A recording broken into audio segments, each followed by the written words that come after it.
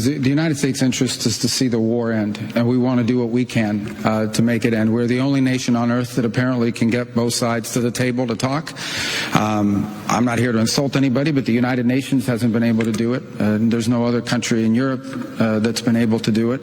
The United States has been successful at being able to get both sides to talk. I mean, for the first time, I don't know, in a number of years, you actually have at a technical level military officials from both sides sat down last week in the Middle East, and we'll restart those talks again in Geneva later this week.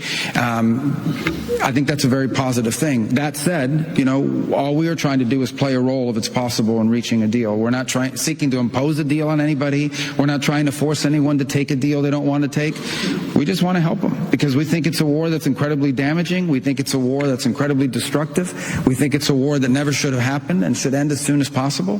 That's how the president feels, and the president's invested a tremendous amount of time and political capital in trying to serve a useful purpose. Usually, in my time observing geopolitics, when a president tries to engage himself in peacemaking and in ending wars, that's usually applauded. So this is one of the few times, for a lot of different reasons, I don't know what they may be, but maybe I can speculate what they are, where people actually criticize a president trying to end a war. Usually when you're trying to end wars, the international community applauds you. This is one of the few wars I've ever seen where some people in the international community condemn you for trying to help end a war. But that's what we're trying to do. That's what we're going to continue to do as long as our role is in our engagement is a positive one. And hopefully the war will end. The sooner the better. It should have ended a long time ago. It should have never actually happened. This war should have never happened. This war would have never happened if Donald Trump had been president of the United States at the time it began. But that's what happened. And so now here we are. So we're going to continue to do everything we can to try to bring it to an end. And if we can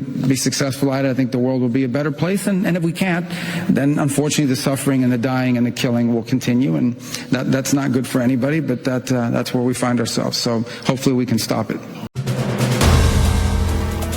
If you like the video, do like, comment, share and subscribe.